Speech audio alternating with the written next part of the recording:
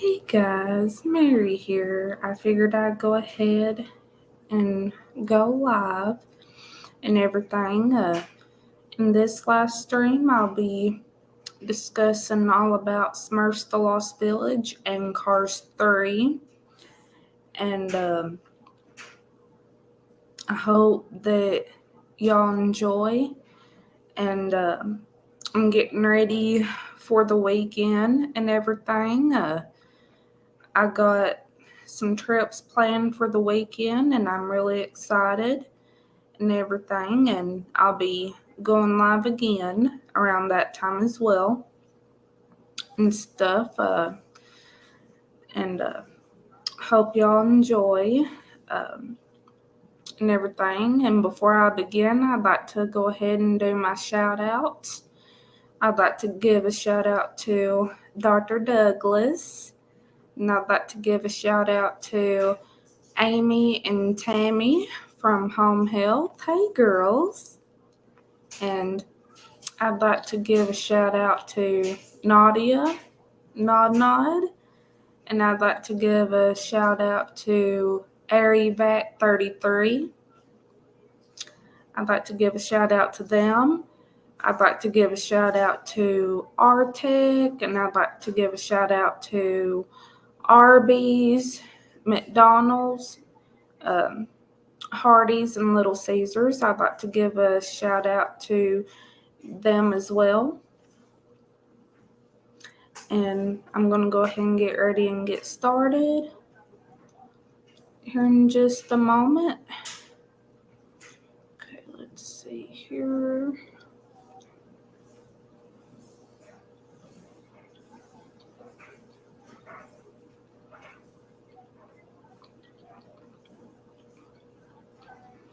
Alrighty.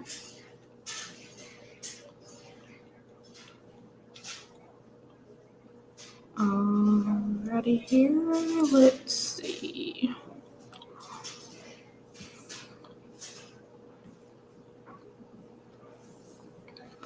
I've been watching Teen Mom 2. That's what I've been watching. Let's see.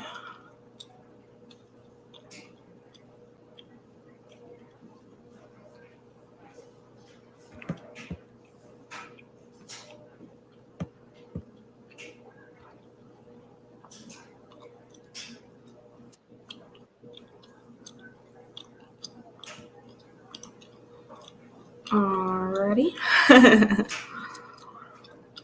And here we go.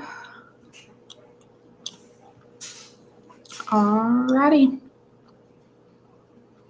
I'm going to start with Smurfs the Lost Village. The Smurfs live peacefully in Smurf Village. Smurfette was created by the evil wizard Gargamel, but was redeemed by Papa Smurf and became part of the village. She feels that she does not fit in as she tries to find her purpose in life, which the other Smurfs have. Gargamel makes it his mission to capture the Smurfs, steal all their essence, and become the most powerful wizard. During a Smurf boarding trip, Smurfette discovers a possible Smurf creature is captured by Gargamel and is taken to his castle. There, she accidentally reveals a hat the creature dropped, enabling Gargamel to create a brew that causes him to locate the village on the map. Hefty, Brainy, and Clumsy help Smurfette escape, and they return to Smurf Village. Papa Smurf confines them to their houses as punishment for almost disobeying his orders, dismissing their claims of the existence of another Smurf village. That night, Smurfette sneaks out to look for the lost village, with Brainy, Clumsy, and Hefty volunteering to join her. Gargamel discovers them trying to find the village and heads out with his pet cat Azrael and his pet vulture Monty to stop them.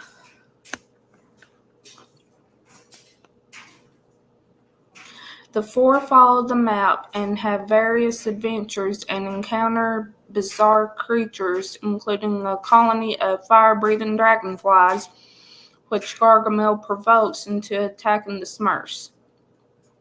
They escape a cavern maze with the help of a stampede of glowing green rabbits.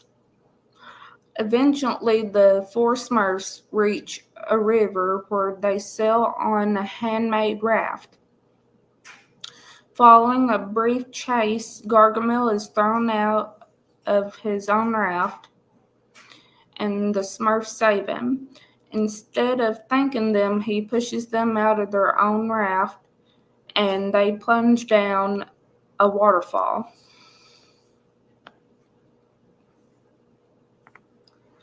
The four are captured by leaf-covered creatures who reveal themselves to be female Smurfs.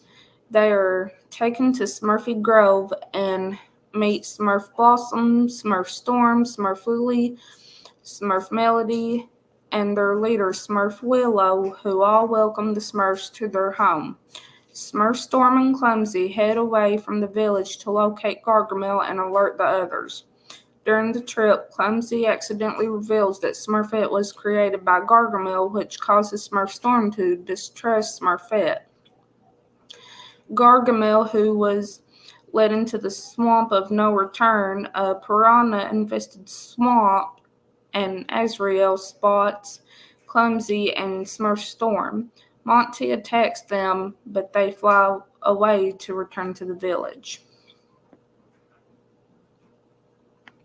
Following a village tour, Smurfette grows accustomed to life in Smurfy Grove, to the dismay of Hefty and Brainy.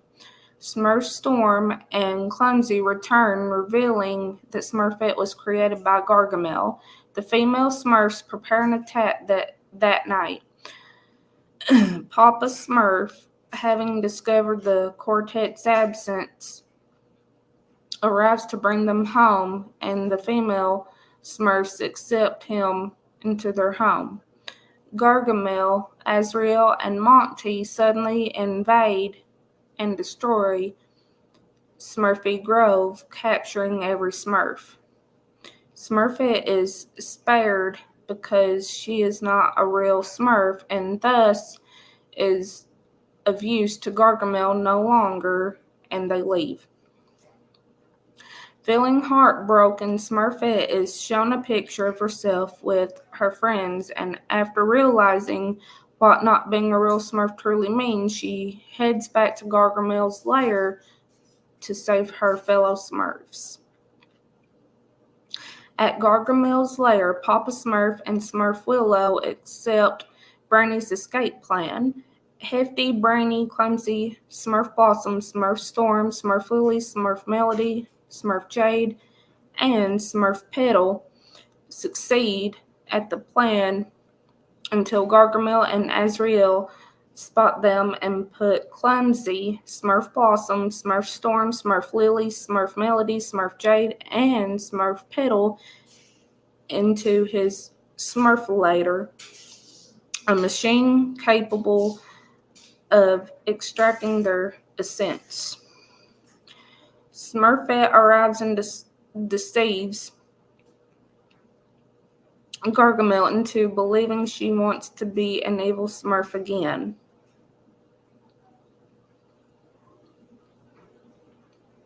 Gargamel tries to turn Smurfette evil again, but realizes that she is absorbing his magical powers instead. The lair explodes, sending him, Azrael, and Monty flying back into the swamp of no return. The Smurfs are freed, but Smurfette has been reverted to a lifeless lump of clay. Back at Smurf Village, the Smurfs make a memorial for Smurfette and silently mourn her loss. Papa Smurf refers to her as the truest Smurf of them all. Their energy and love for Smurfette brings her back to life, and everybody celebrates. Smurfette finds her purpose to be anything she wants to be. In a mid-credits scene, Gargamel, Azrael, and Monty walk back to their lair, and Gargamel wrongfully blames Azrael for ruining his plans and reveals Azrael's adoption. Alrighty.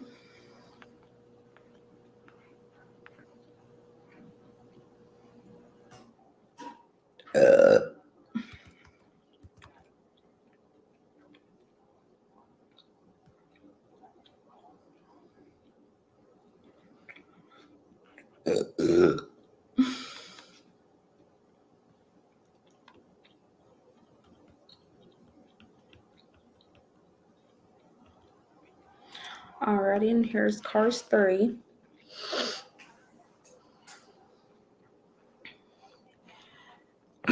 Five years after competing in the Royal Grand Prix, Lightning McQueen, now a five-time Piston Cup champion, finds himself overshadowed by Jackson Storm, a rookie who is the first of a new generation of race cars that are equipped with advanced technology to improve their speed and performance.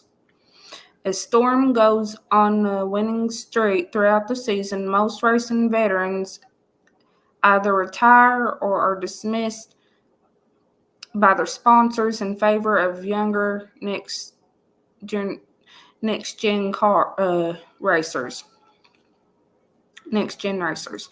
In the final race of the season at Los Angeles, Lightning briefly gains first place, but starts falling behind after being overtaken by Storm and the other next-gen racers.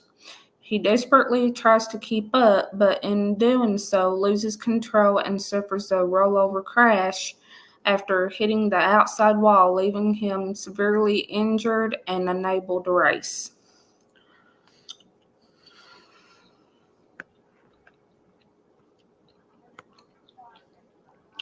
Four months later, Lightning, who had since recovered from his crash, decides that he will continue racing and calls his sponsors, Rusty and Dusty, who reveal they have sold Rusty's to a wealthy business car named Sterling. Sterling assigns Lightning to train at the Rusty's Racing Center under Cruz Ramirez, where he struggles to adapt to modern training methods. After Lightning accidentally damages a simulator, Sterling tries to force him to retire. Adamant that he can still race, Lightning offers that if he wins the upcoming Florida 500, he can decide if he wants to keep racing, otherwise he will retire immediately. Sterling reluctantly accepts the deal on the condition that Cruz must go with him.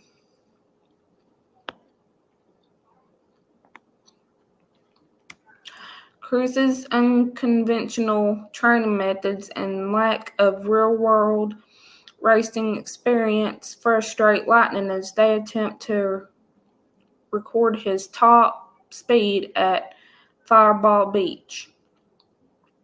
When Lightning decides to train at the Thunder Hollow Speedway, they realize it is being used for a figure-eight style demolition derby called the Crazy Eights, and are forced to participate, in which Cruz wins and accidentally reveals him to the public. Lightning angrily yells at Cruz after the demolition derby and accidentally breaks her trophy.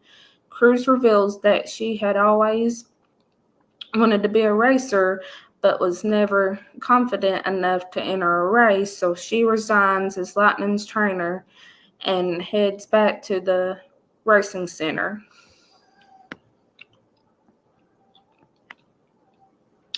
Ashamed and without other options, Lightning calls his friend Mater for advice, who suggests that Lightning Lightning tracked down Doc Hudson's mentor and crew chief Smokey in his hometown of Thomasville, Georgia. Hence, Lightning catches up to Cruz and convinces her to rejoin him. In Thomasville, they meet up with Smokey, who reveals that even though Doc never raced again, he found new happiness in turning Lightning. After Lightning accepts that he is an older car and will never be as fast as Storm, Smokey and Doc's old friends Louise,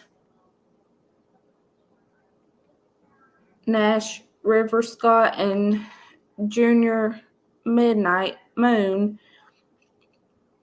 help him learn new tricks to overcome his speed disadvantage using Cruz as his sparring partner. After many attempts, Lightning finally manages to pass Cruz during the final practice race at Thomasville Speedway. However, Cruz suddenly overtakes Lightning, which causes him to remember being passed by Storm before his accident, shaking his confidence. At the Florida 500, Lightning starts at the back, but with assistance from Smokey in the pits, manages to gradually push up the ranks. Sterling, who still believes that Lightning cannot win, orders Cruz back to the training center to prepare a rookie for the following race, despite her wanting to stay. Overhearing the exchange on his radio and remembering Cruz's dream of racing, Lightning avoids a massive multi-car pileup and has his crew outfit Cruz to take his place in the race, giving her a second chance to become a race car. While shaky at first, Cruz starts overtaking one car after another thanks to Lightning coaching her from the pits. She eventually ends up right behind Storm. Feeling threatened, Storm tries to intimidate Cruz and even rams her against the wall in the final lap. Using one of Doc Hudson's old moves, Cruz flips over Storm, overtaking him and wins the race. As Cruz celebrates her victory, Sterling offers her a role on his team, but she instead takes a counteroffer from Dynaco's owner, Tex Dynaco. Since Lightning and Cruz were both wearing number 95, Lightning becomes the joint winner of the race and effectively passes his deal with Sterling. Returning to Radiator Springs, Lightning reveals that Tex has bought Rusty's from Sterling. Now decked in Doc's old racing colors, Lightning decides to continue racing but trains Cruz for the rest of the season. Alrighty, guys. That's going to be it for this live stream. And I hope that y'all enjoyed. And I'll be back again as soon as I can. And I hope y'all enjoyed. And I hope y'all have a wonderful rest of y'all's day, rest of y'all's evening, rest of y'all's night. And I will see y'all again soon. And I hope y'all enjoyed. Bye-bye for now.